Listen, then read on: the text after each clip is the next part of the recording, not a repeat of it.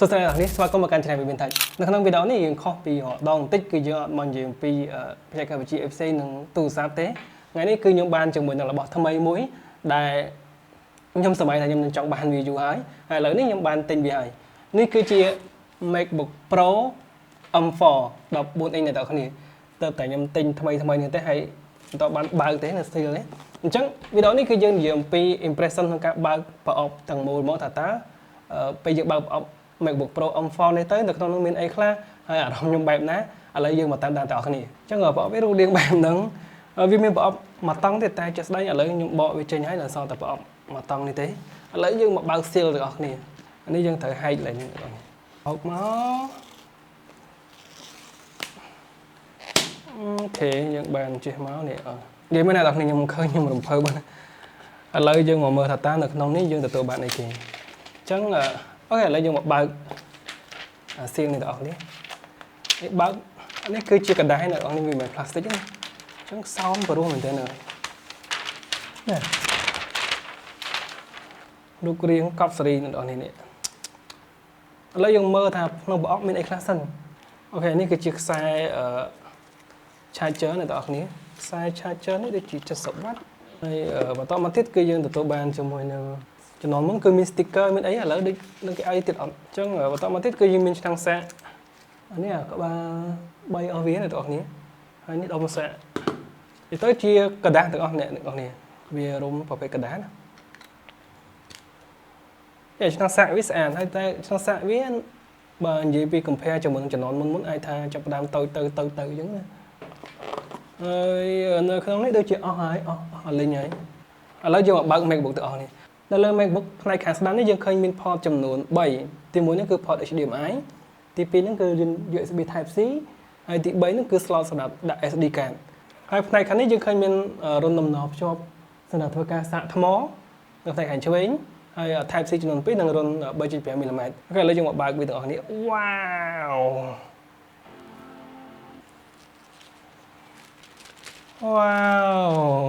វចូលមកกระดาษនេះគឺ experience ល្អមែនទែនអ្នកនរគ្នាអូខេអ្នកនរគ្នាអញ្ចឹងនៅពេលដែលយើងបើកមកវាដំណើរការជាមួយនឹងអេក្រង់ហើយវាភ្លឺតែម្ដងយើងបកกระดาษចេញទៅហើយវាឲ្យជ្រើសរើសភាសាអញ្ចឹងយើងអាចជ្រើសរើសភាសាបាន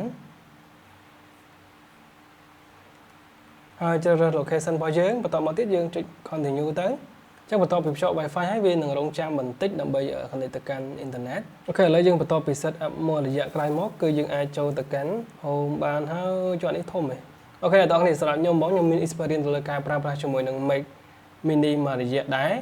ប៉ុន្តែខ្ញុំអត់ចាំទេដោយសារតែអំឡុងពេលប្រើហ្នឹងគឺអាចនិយាយបានថាខ្ញុំនៅក្នុង level beginner មែនទែនប៉ុន្តែឥឡូវយើងចូលមកដល់ចំណាប់អារម្មណ៍របស់ខ្ញុំសម្រាប់ការទិញ Mac មួយនេះខ្ញុំមើលវីដេអូច្រើនមែនទែនសម្រាប់ការបង្ហាញរបស់ Mac នេះណាប៉ុន្តែខ្ញុំចាប់អារម្មណ៍ជាងគេនោះគឺគ្រប់គ្នាវាច្រើនអ្នកដែលធ្វើការងារទៅលើវីដេអូ editing ហើយនិងវីដេអូការកែរូបភាពផ្សេងៗគេសុខចេះទៅលើការប្រើប្រាស់ Mac នេះច្រើនមែនទែនអញ្ចឹងដើម្បីជួយបទពិសោធន៍នៃការប្រើប្រាស់ឲ្យបានច្រើននោះខ្ញុំក៏ព្យាយាម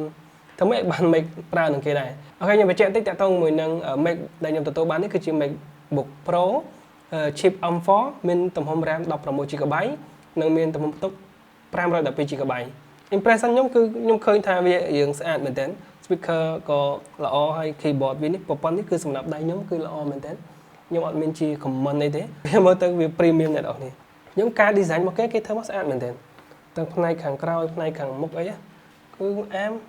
មែនទែនអ្នកនរគ្នានិយាយទៅអ្នកនរគ្នារដងខ្ញុំមើលតែគេ review ហើយលើខ្ញុំកាន់ខ្លួនឯងទៅលើប្រភេទ MacBook ចេះខ្ញុំមានអារម្មណ៍ថាអូយជាតិមែនទែន